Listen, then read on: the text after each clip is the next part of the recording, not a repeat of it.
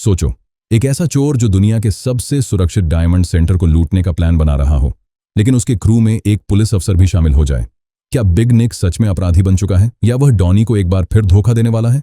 और जब डकैती कामयाब हो जाए, तब असल खेल शुरू होता है। कहानी शुरू होती है बेल्जियम के एंटवर्प एयरपोर्ट से, जहां रात के अंधेरे में एक बेहद पेशेवर डकैती पहले से ही जारी होती है। कुछ हथियारबंद लोग बिल्कुल पुलिस की स्पेशल टीम की तरह एयरपोर्ट के प्रतिबंधित इलाके में दाखिल होते हैं। लेकिन यह असली पुलिस नहीं, बल्कि यूरोप के खतरनाक हीरा चोरों का गिरोह है, जिसे पैंथर्स कहा जाता है। पैंथर्स का निशाना सिर्फ कैश नहीं है। हैंगर के अंदर एक बेहद कीमती लाल हीरा और कुछ खुफिया फाइलें रखी हुई हैं। क्रू सुरक्षा कर्मियों को चकमा देता है, अपना निशाना ढूंढता है और कुछ ही सेकंड्स में हीरा अपने कब्जे में ले लेता है। यह ऑपरेशन इतना साफ सुथरा होता है कि गार्ड्स के कुछ समझने से पहले ही ये चोर पुलिस की वर्दी में अपनी गाड़ियों से निकल चुके होते हैं। डॉनी बड़ी शांति से गाड़ी चलाकर भागने का रास्ता पार करता है, मानो हर मोड़ पहले से तय किया गया हो। लेकिन जिस हीरे को पैंथर्स अपनी अगली डकैती के लिए एक काम का जरिया समझ रहे हैं, वह असल में किसी आम व्यापारी का नहीं है। उस हीरे का मालिक यूरोप के अंडरवर्ल्ड का एक ऐसा नाम है जिससे दुश्मनी मोल लेने का मतलब मौत को दावत देना है। और यहीं से डॉनी की यह एकदम सही डकैती एक बेहद खतरनाक सिलसिले की शुरुआत कर देती है। उधर डॉनी यूरोप में अपनी आपराधिक जिंदगी को नए स्तर पर ले जा रहा है, तो वहीं अमेरिका में बिग निक ओब्रायन की जिंदगी बिल्कुल उल्टी दिशा में जा चुकी है। निक का तलाक अंतिम मोड़ पर पहुंच रहा है। उसकी शादी टूट चुकी है, पुलिस करियर भी डावांडोल है और वह मानसिक रूप से पहले से कहीं ज्यादा परेशान नजर आता है। अदालत में तलाक के कागजात मिलने के बाद उसका बर्ताव ही बता देता है कि निक अंदर से कितना टूट चुका है। लेकिन उसके दिमाग में अब भी एक अधूरा काम बचा हुआ है, डॉनी। पिछली डकैती में डॉनी ने निक को बेवकूफ बनाया था और फेडरल रिजर्व की डकैती का पैसा लेकर भाग गया था। निक इस हार को भूल नहीं पाया है। वह मैरीमैन की गर्लफ्रेंड हॉली से मिलता है और पुराने गिरोह के पैसों व डॉनी के प्लान के बारे में जानकारी निकालने की कोशिश करता है। हॉली बताती है कि पिछली डकैती का कुछ पैसा पनामा के बैंक में छिपाया गया था और वह निक पर भी दबाव बनाती है। निक के पास अब न तो कोई व्यवस्थित परिवार बचा है, न ही सामान्य पुलिस की जिंदगी। लेकिन तभी टेलीविजन पर एंटवर्प के उस बड़े हीरा कांड की खबर चलती है। डकैती का तरीका देखते ही निक का पुलिसिया दिमाग तुरंत काम करने लगता है। निक को शक हो जाता है कि डॉनी जरूर इस कांड से जुड़ा हो सकता है और अचानक उसकी बेमकसद लगती जिंदगी को एक नया मकसद मिल जाता है। वह फैसला करता है कि अगर डॉनी यूरोप में है तो इस बार वह उसे बचकर निकलने नहीं देगा। फ्रांस में उसे स्थानीय अधिकारियों और एक विशेष जांच इकाई के बारे में पता चलता है जो यूरोपीय हीरा चोरों पर नजर रख रही है। इस टीम का मुख्य अधिकारी जासूस ह्यूगो है। निक आधिकारिक तौर पर सब कुछ साझा नहीं करता क्योंकि वह डॉनी तक खुद पहुंचना चाहता है। इसी दौरान हमें पैंथर्स के अगले असली निशाने के बारे में पता चलता है, फ्रांस का वर्ल्ड डायमंड सेंटर, जो एक बेहद सुरक्षित कॉम्प्लेक्स है जहां भारी कीमत के हीरे और नकदी सुरक्षित तिजोरियों में रखे जाते हैं। डॉनी एक फर्जी पहचान का इस्तेमाल करके एक असली डायमंड एग्जीक्यूटिव की तरह इमारत में दाखिल होता है। उसका पहनावा, कागजात और आत्मविश्वास इतने पुख्ता होते हैं कि कोई उस पर शक नहीं करता। लेकिन वह व्यापार करने नहीं आया है। वह कैमरों, गार्ड्स, एंट्री रास्तों, समय और तिजोरी के नियमों पर नजर रख रहा है। हर दरवाजा, हर गलियारा और हर सुरक्षा चक्र उसकी भावी योजना का हिस्सा बन रहा है। डॉनी की सबसे खतरनाक खासियत बंदूक चलाना नहीं, बल्कि लोगों से अपनी बात मनवाना और सिस्टम की कमजोरी को पहचानना है। उधर निक भी दूर से कड़ियां जोड़ते हुए इस बात की पुष्टि कर लेता है कि एंटवर्प की डकैती और वर्ल्ड डायमंड सेंटर की हलचल के बीच डॉनी का सीधा संबंध है। अब स्थिति दिलचस्प हो जाती है। निक के पास अपने सबसे वांछित अपराधी को बेनकाब करने का मौका है, लेकिन वह पुलिस को खबर देने के बजाय खुद डॉनी के सामने जाने का फैसला करता है। आखिरकार वह पल आ ही जाता है जिसकी उम्मीद डॉनी ने शायद कभी नहीं की थी। यूरोप में अचानक उसके सामने बिग निक खड़ा होता है। डॉनी का चौकन्ना होना स्वाभाविक है। पिछली फिल्म में दोनों विरोधी पक्षों में थे। निक पुलिस वाला था और डॉनी चोर। डॉनी सोचता है कि निक उसे गिरफ्तार करने आया है, लेकिन निक जो ऑफर देता है वह और भी चौंकाने वाला है। निक कहता है कि उसकी अमेरिका वाली जिंदगी व्यावहारिक रूप से खत्म हो चुकी है। उसका तलाक हो चुका है, पुलिस महकमे से उसका नाता ढीला पड़ गया है और अब उसकी दिलचस्पी सिर्फ डॉनी को जेल भेजने में नहीं है।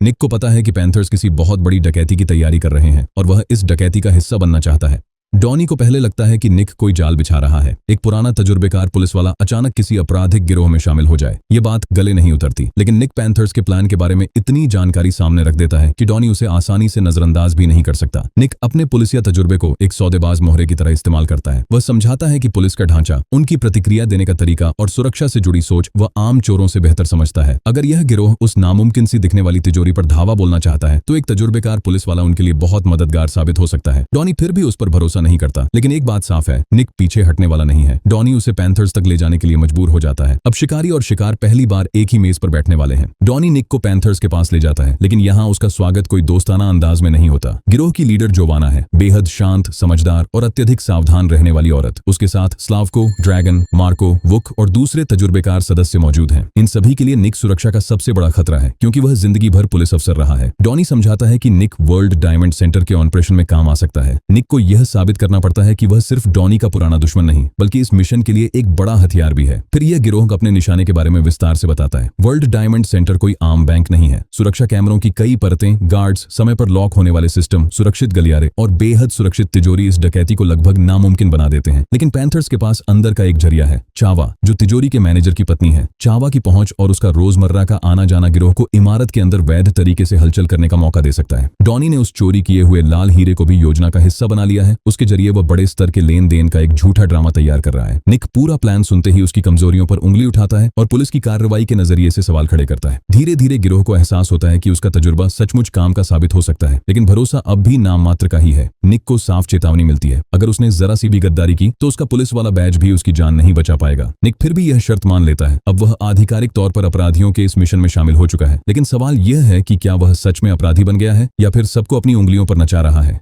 पैंथर्स अब वर्ल्ड डायमंड सेंटर की डकैती की तैयारी में व्यस्त हैं, लेकिन उन्हें अभी एक बेहद गंभीर समस्या का पूरा अंदाजा नहीं है। एंटवर्प एयरपोर्ट से जो लाल हीरा चुराया गया था वह किसी आम खेप का हिस्सा नहीं था। वह हीरा कैलाब्रियाई माफिया से जुड़ा हुआ है और माफिया को पता चल चुका है कि उनकी संपत्ति किस गिरोह ने उठाई है। इस पूरे नेटवर्क के पीछे एक रहस्यमयी और बेहद ताकतवर शख्सियत है जिसे लोग अद ऑक्टोपस के नाम से जानते हैं। ये नाम ही बताता है कि उसकी पहुंच और ताकत कितनी दिशाओं में फैली हुई है। पैंथर्स के लिए वह हीरा अपनी योजना का एक जरिया भर है, लेकिन माफिया के लिए उसकी चोरी एक सीधा अपमान और चुनौती है। माफिया अपने आदमियों को सक्रिय कर देता है और पैंथर्स को ढूंढना शुरू कर देता है। उधर निक पैंथर्स के साथ ज्यादा वक्त बिताता है और गिरोह के अंदरूनी समीकरणों को समझता है। जोवाना पूरे ऑपरेशन को नियंत्रित करती है। डॉनी योजना का असली दिमाग है, जबकि मार्को और वुक आक्रामक स्वभाव के हैं। मार्को का जोवाना के साथ व्यक्तिगत अतीत भी रहा है, जिस वजह से निक की मौजूदगी उसे और भी ज्यादा चुभती है। निक एक बाहरी आदमी है जो तेजी से गिरोह के मुख्य केंद्र के करीब पहुंच रहा है। यह तनाव डकैती से पहले ही टीम को अंदर से अस्थिर बना रहा है। डॉनी का पूरा ध्यान तिजोरी पर है, लेकिन एक अनदेखा खतरा उनके करीब आ रहा है। पैंथर्स सोच रहे हैं कि उनकी सबसे बड़ी चुनौती कैमरे और सुरक्षा तंत्र है, जबकि असल में उनके पीछे वे अपराधी लग चुके हैं जो पुलिस से भी ज्यादा बेरहम हैं और वे लाल हीरा वापस पाने के लिए किसी को भी मौत के घाट उतार सकते हैं। डकैती से पहले पैंथर्स एक नाइट क्लब में पार्टी करने जाते हैं। यह नजारा मिशन के तनाव से थोड़ी देर की राहत जैसा लगता है और निक पहली बार गिरोह के सदस्यों को अपराधियों के बजाय आम लोगों की तरह देखने लगता है। संगीत, शराब और नशों के माहौल में निक असाधारण रूप से शांत हो जाता है। वह जोवाना के साथ खुलेआम फ्लर्ट करता है और गिरोह के बाकी लोगों के साथ हंसता नाचता भी है। डॉनी के लिए यह बदलाव काफी मनोरंजक है, क्योंकि अमेरिका में जो निक उसके पीछे किसी आदमखोर जानवर की तरह पड़ा था, वही आदमी अब उसके अपराधी दोस्तों के साथ पार्टी कर रहा है। लेकिन असली समस्या मार्को है। जोवाना का पूर्व प्रेमी होने की वजह से मार्को पहले ही निक को पसंद नहीं करता था और अब निक का जोवाना के करीब जाना उसके गुस्से को भड़का देता है। वुक भी मार्को का ही साथ देता है। कहासुनी बहुत जल्द हाथापाई और मारपीट में बदल जाती है। निक स्वभाव के मुताबिक पीछे हटने वाला नहीं था और नाइट क्लब के भीतर ही एक खौफनाक लड़ाई शुरू हो जाती है। पैंथर्स गिरोह का संयमित रूप एक ही पल में बिखर जाता है। सुरक्षाकर्मी सबको धक्का देकर क्लब से बाहर निकाल देते हैं। डॉनी बेहद परेशान है, क्योंकि डकैती से ठीक पहले गिरोह की यह अंदरूनी लड़ाई पूरे मिशन को चौपट कर सकती थी। जोवाना भी मार्को की इस हरकत से बेहद गुस्से में है, लेकिन निक और डॉनी को अभी यह अंदाजा भी नहीं है कि नाइट क्लब की यह मारपीट उनकी सबसे बड़ी या इमीडिएट समस्या नहीं है। क्लब से बाहर निकलते ही हालात अचानक बदलने वाले हैं, क्योंकि अंधेरे में माफिया के गुर्गे पहले से ही उनका इंतजार कर रहे हैं। नाइट क्लब से बाहर निकलते ही हथियारबंद लोग अचानक निक और डॉनी को चारों तरफ से घेर कर अगवा कर लेते हैं। डॉनी तुरंत समझ जाता है कि यह काम पुलिस का नहीं है। दोनों को एक सुनसान जगह पर ले जाया जाता है, जहां उन्हें कैलाब्रियाई माफिया का संदेश दिया जाता है। माफिया को एंटवर्प की डकैती के बारे में सब कुछ पता है। पैंथर्स ने उनका लाल हीरा चुराया था और अब उनकी मांग बिल्कुल साफ है, हीरा वापस करो। निक को पहली बार एहसास होता है कि जिस डकैती में वह शामिल हुआ है उसका खतरा सिर्फ वर्ल्ड डायमंड सेंटर की सुरक्षा तक सीमित नहीं है। डॉनी समझाने की कोशिश करता है कि वह हीरा अब उनके आने वाले मिशन का हिस्सा है और उसे तुरंत वापस करना आसान नहीं है, लेकिन माफिया कोई समझौता करने के मूड में नहीं है। द ऑक्टोपस के गुर्गे साफ कह देते हैं कि अगर हीरा वापस नहीं मिला तो पैंथर्स में से कोई भी जिंदा नहीं बचेगा। निक पूरे हालात को समझता है और देखता है कि ये कोई आम गुंडे नहीं है। इनके पास आदमियों की ताकत, खुफिया जानकारी और पहुंच सब कुछ है। हैरानी की बात यह रहती है कि माफिया निक और डॉनी को वहीं जान से नहीं मारता। उन्हें चेतावनी देकर छोड़ दिया जाता है, क्योंकि ऑक्टोपस को अपना हीरा सही सलामत वापस चाहिए। अब डॉनी पर दोहरा दबाव आ जाता है। उसे डकैती को अंजाम भी देना है और वह लाल हीरा माफिया को लौटाना भी है। निक के पास इस मिशन से पीछे हटने का सबसे सही बहाना होता है, लेकिन वह पीछे नहीं हटता। डॉनी से बात करते हुए वह इस बात की पुष्टि करता है कि वह अब भी इस खेल में शामिल है। निक के इस फैसले के बाद डॉनी पहली बार उसे सिर्फ एक बिन बुलाए पुलिस वाले के बजाय एक असली साथी की नजर से देखना शुरू करता है। निक और डॉनी जब पैंथर्स के पास वापस पहुंचते हैं, तब तक नाइट क्लब की लड़ाई का असर शुरू हो चुका होता है। जोवाना तय कर लेती है कि मार्को और वुक का गैर जिम्मेदाराना रवैया इस डकैती के लिए कतई मंजूर नहीं किया जा सकता। दोनों को गिरोह से बाहर का रास्ता दिखा दिया जाता है। यह सिर्फ कोई व्यक्तिगत सजा नहीं, बल्कि एक रणनीति से जुड़ा फैसला है। वर्ल्ड डायमंड सेंटर जैसे बड़े मिशन को अंजाम देने के लिए पूरे अनुशासन की जरूरत होती है और एक भी गुस्सैल सदस्य पूरी टीम को जेल या श्मशान तक पहुंचा सकता है। मार्को को निक की वजह से अपनी जगह गंवाना और भी ज्यादा अपमानजनक लगता है। वह निक को अपना सीधा दुश्मन मानने लगता है। दूसरी तरफ तरफ निक ने माफिया की धमकी के बावजूद मिशन से पीछे हटने का रास्ता नहीं चुना, जिससे जोवाना और बाकी गिरोह का उस पर भरोसा थोड़ा बढ़ जाता है। डॉनी भी खुले तौर पर इस बात की पुष्टि करता है कि निक काम का आदमी है। आखिरकार जोवाना निक को पैंथर्स गिरोह के हिस्से के रूप में स्वीकार कर लेती है। निक के लिए यह एक अजीब पल है। एक अमेरिकी पुलिस वाला अब यूरोप के पेशेवर चोरों के गुप्त गुट में आधिकारिक तौर पर शामिल हो चुका है। गिरोह फिर से तैयारियों में जुट जाता है। सबकी जिम्मेदारियां तय की जाती हैं। भागने के रास्ते का हिसाब लगाया जाता है। कैमरों की टाइमिंग और तिजोरी तक पहुंचने का अभ्यास किया जाता है। डॉनी और निक के बीच का रिश्ता भी बदलने लगता है। पहले जहां हर बातचीत किसी पूछताछ जैसी लगती थी, अब दोनों एक दूसरे के हुनर की इज्जत करने लगते हैं। लेकिन पृष्ठभूमि में मार्को और वुक चुपचाप गायब नहीं हुए हैं। उनका अपमान अब बदले की आग में बदल चुका है। पैंथर्स सोच रहे हैं कि उन्होंने गैर जिम्मेदार सदस्यों को निकालकर मिशन को सुरक्षित बना दिया है, जबकि असल में उन्होंने 2 नए दुश्मन पैदा कर लिए हैं जो आगे चलकर पूरे गिरोह को खत्म करने की कोशिश करेंगे। अब पैंथर्स डकैती के सबसे महत्वपूर्ण रेकी चरण में कदम रखते हैं। निक को एक सिक्योरिटी कॉन्ट्रैक्टर के भेष में वर्ल्ड डायमंड सेंटर के भीतर भेजा जाता है। चावा उसके साथ होती है क्योंकि तिजोरी के मैनेजर की पत्नी होने के नाते उसकी मौजूदगी जायज लगती है। आधिकारिक तौर पर वे हीरो को एक सुरक्षित डिपॉजिट बॉक्स में जमा करने आए हैं, लेकिन निक का असली काम सुरक्षा से जुड़ी हर बारीक जानकारी को अपने दिमाग में दर्ज करना है। इमारत के अंदर हर हलचल पर पैनी नजर रखी जा रही है। दरवाजे एक खास क्रम से खुलते हैं। स्टाफ पहचान की पुष्टि करता है। निगरानी कैमरे लगातार ट्रैक करते हैं और तिजोरी वाले इलाके तक पहुंचने के लिए कई सुरक्षा घेरों को पार करना पड़ता है। निक बेहद शांत और सामान्य बर्ताव बनाए रखता है, जहां उसकी पुलिस वाली ट्रेनिंग बहुत काम आती है। वह गार्ड्स की तैनातियों, उनके रिस्पॉन्स टाइम, कैमरों के ब्लाइंड स्पॉट्स, अंदर जाने के कोड स्लैश तरीकों और इमारत के ढांचे पर ध्यान देता है। डॉनी और पैंथर्स बाहर बैठकर उसी की दी गई जानकारियों पर निर्भर है। चावा रणनीतिक रूप से डिपॉजिट बॉक्स तक जाकर गिरोह को आगे की एंट्री के लिए एक पक्का जरिया दे देती है। निक अंदर से तिजोरी को देखकर समझ जाता है कि यह काम कागजी प्लान से भी कहीं ज्यादा मुश्किल है। टाइमिंग की एक छोटी सी गलती भी तुरंत सायरन स्लैश अलार्म बजा सकती है। लेकिन बाहर लौटते ही वह गिरोह को ऐसी कीमती जानकारियां देता है जो मूल योजना को और बेहतर बना देती हैं। सबसे दिलचस्प बात यह है कि निक अपराधियों की सफलता के लिए खुद पूरी लगन से रास्ते निकालता हुआ नजर आ रहा है। उसका यह बर्ताव देखकर डॉनी का शक और भी कम हो जाता है। लेकिन डायमंड सेंटर से बाहर निकलते ही निक का सामना एक ऐसे आदमी से होने वाला है जो दर्शकों को याद दिलाएगा कि निक की असली पहचान अब भी पुलिस से जुड़ी हुई है। तिजोरी की रेकी पूरी करने के बाद निक एक चर्च में स्थानीय जासूस ह्यूगो से मिलता है, जो अपने बच्चों के साथ वहां आया हुआ होता है।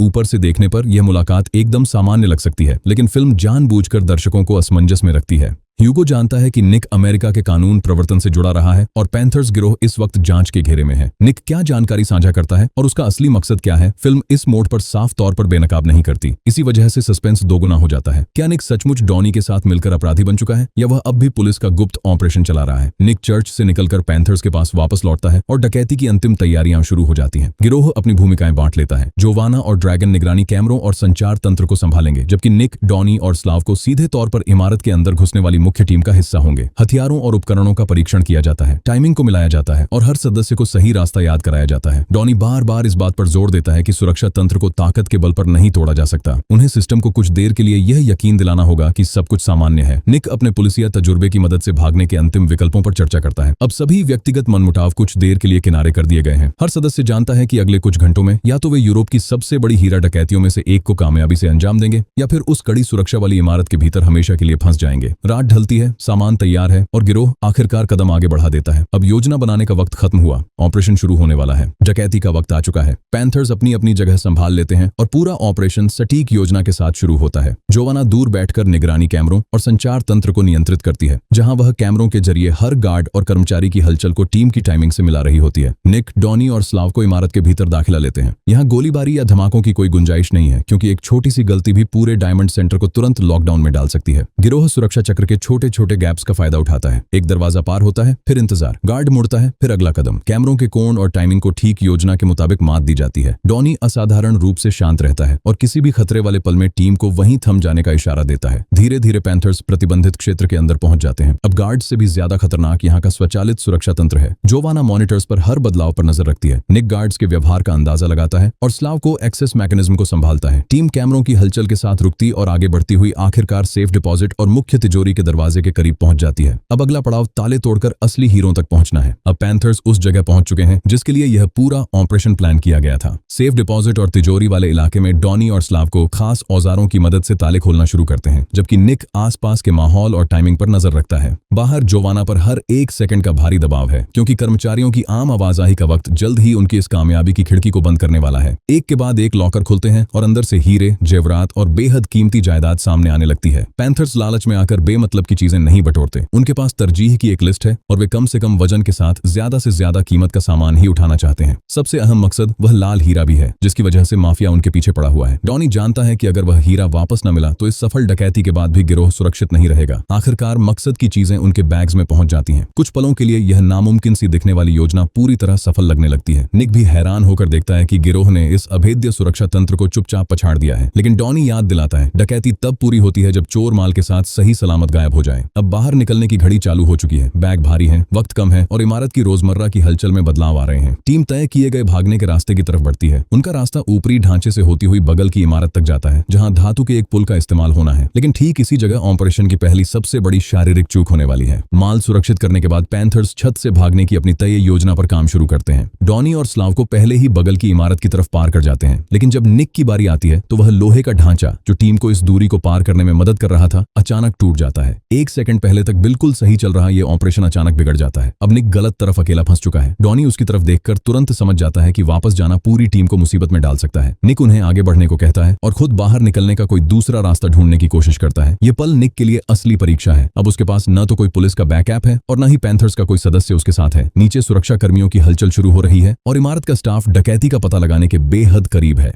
निक सीढ़ियों, गलियारों और सर्विस रास्तों का इस्तेमाल करते हुए जैसे तैसे नीचे उतरने की तरकीब निकालता है। उधर डॉनी और स्लावको तय किए गए रास्ते पर चलते हुए सड़क के स्तर की तरफ बढ़ते हैं। जोवाना वायरलेस / संसार तंत्र के जरिए दोनों तरफ के लोगों को गाइड करने की कोशिश करती है, लेकिन योजना तेजी से बिखर रही है। स्टाफ आखिरकार यह भांप लेता है कि तिजोरी वाले इलाके में कुछ गड़बड़ हुई है। निक कुछ ही सेकंड्स के फासले से गार्ड्स की नजरों से बचता हुआ बाहर निकलने के रास्ते की तरफ भागता है। अब डॉनी के पास एक चुनाव है, वह लूट का माल लेकर भाग जाए या फिर निक का इंतजार करे। वह दोबारा इकट्ठा होने वाली जगह की तरफ बढ़ता है। आखिरी मुमकिन पल में निक भी दूसरे रास्ते से बाहर निकलने में कामयाब हो जाता है। टीम ने तिजोरी को तो मात दे दी, लेकिन अब अलार्म बजने ही वाला है और उन्हें जल्द से जल्द शहर से गायब होना होगा। निक आखिरकार डॉनी और स्लावको के साथ फिर से आ मिलता है और तीनों पार्किंग गैराज की तरफ भागते हैं। इसी वक्त वर्ल्ड डायमंड सेंटर के कर्मचारियों को डकैती का पूरा एहसास होने लगता है और सुरक्षा दस्ता हरकत में आ जाता है। पार्किंग गैराज में जोवाना भाग निकलने वाली वैन के साथ तैयार खड़ी होती है। लूट के बैग्स को तेजी से गाड़ी में ट्रांसफर किया जाता है। योजना यह है कि लूट के माल और मुख्य संदिग्धों को अलग अलग दिशाओं में भेजा जाए ताकि पुलिस उलझन में पड़ जाए। जोवाना कीमती माल लेकर अलग रास्ते निकल जाती है, जबकि निक, डॉनी और स्लावको एक तेज रफ्तार गाड़ी में इटली की सीमा की तरफ निकल पड़ते हैं। डॉनी स्टीयरिंग संभालता है और हाईवे पर गाड़ी की रफ्तार बढ़ा देता है। निक शरीर में दौड़ते एड्रेनालाइन के बावजूद हंस रहा होता है। डॉनी और निक के बीच अब एक सच्चा जुड़ाव बन चुका है, लेकिन मार्को और वुक अपना अपमान नहीं भूले हैं। दोनों टाइगर्स के साथ मिलकर पैंथर्स का रास्ता रोक लेते हैं। हाईवे पर कई गाड़ियां डॉनी की कार को चारों तरफ से घेरना शुरू कर देती हैं। निक खतरे को भांप लेता है और अगले ही पल स्वचालित हथियारों से अंधाधुंध गोलीबारी शुरू हो जाती है। डॉनी हमलावरों से बचते हुए कार पर नियंत्रण बनाए रखता है, जबकि निक और स्लावको हमलावरों पर जवाबी फायरिंग करते हैं। टाइगर्स की गाड़ियां उन्हें बार बार टक्कर मारती हैं। इस गोलीबारी में निक और स्लावको जख्मी हो जाते हैं, लेकिन डॉनी लगातार रफ्तार बढ़ाए रखता है। मार्को और वुक फिर भी पीछा नहीं छोड़ते। लगातार गोलीबारी और टक्करों के दबाव में डॉनी कार से अपना नियंत्रण खो बैठता है और गाड़ी का भयंकर एक्सीडेंट हो जाता है। तीनों जख्मी हालत में अंदर ही फंस जाते हैं। मार्को और वुक हाथ में बंदूकें लिए उनकी तरफ बढ़ते हैं। अब अपना बदला पूरा करने के लिए उन्हें सिर्फ ट्रिगर दबाना बाकी है। कार एक्सीडेंट के बाद निक, डॉनी और स्लावको लगभग असहाय हालत में पड़े होते हैं। मार्को और वुक उन पर बंदूकें तानकर अपना बदला पूरा ही करने वाले होते हैं, लेकिन तभी अचानक दूसरी दिशा से गोलीबारी शुरू हो जाती है। मार्को और वुक के आदमी एक एक करके ढेर होने लगते हैं। ये कोई पुलिस नहीं बल्कि एड ऑक्टोपस के माफिया सैनिक होते हैं, जो लाल हीरे की वजह से पैंथर्स का पीछा कर रहे थे। माफिया टाइगर्स को खत्म कर देता है और मार्को व वुक के बदले की योजना भी वहीं दम तोड़ देती है। डॉनी, निक और स्लावको को कार से बाहर निकाला जाता है। निक को अब भी शक होता है कि माफिया उन्हें बचाने के बाद खुद जान से मार देगा या नहीं। डॉनी वो लाल हीरा वापस कर देता है जो एंटवर्प से चुराया गया था और बाद में वर्ल्ड डायमंड सेंटर से निकाला गया था। हीरा मिलते ही माफिया अपनी जुबान का पक्का निकलता है और पैंथर्स को एक दूसरी गाड़ी देकर इटली की तरफ जाने देता है। इटली पहुंचकर गिरोह आखिरकार फिर से एक साथ इकट्ठा होता है। डकैती कामयाब हो चुकी है, टाइगर्स के हमले से जान बच चुकी है और ऑक्टोपस का खतरा भी फिलहाल टल चुका है। जोवाना के पास लूट का माल पूरी तरह सुरक्षित होता है और पैंथर्स जश्न मनाना शुरू कर देते हैं। निक भी अब कोई बाहरी इंसान नहीं लगता और डॉनी के साथ उसका रिश्ता काफी मजबूत हो चुका है, लेकिन निक पूरी तरह बेफिक्र नजर नहीं आता। उसके चेहरे पर एक भारीपन होता है और तभी अचानक फ्रांसीसी पुलिस अधिकारी पूरे इलाके को चारों तरफ से घेर लेते हैं। जश्न वहीं रुक जाता है और पैंथर्स के सदस्यों को गिरफ्तार किया जाने लगता है। डॉनी हैरान होकर निक की तरफ देखता है और उसे सब समझ आ जाता है कि अधिकारियों को यहाँ तक आखिर किसने पहुंचाया था। पुलिस की इस कार्रवाई के बीच कहानी का सबसे बड़ा ट्विस्ट सामने आता है। निक ने असल में कभी भी पुलिस वाला बनना नहीं छोड़ा था। चर्च में जासूस ह्यूगो के साथ उसकी मुलाकात कोई इत्तेफाक नहीं थी।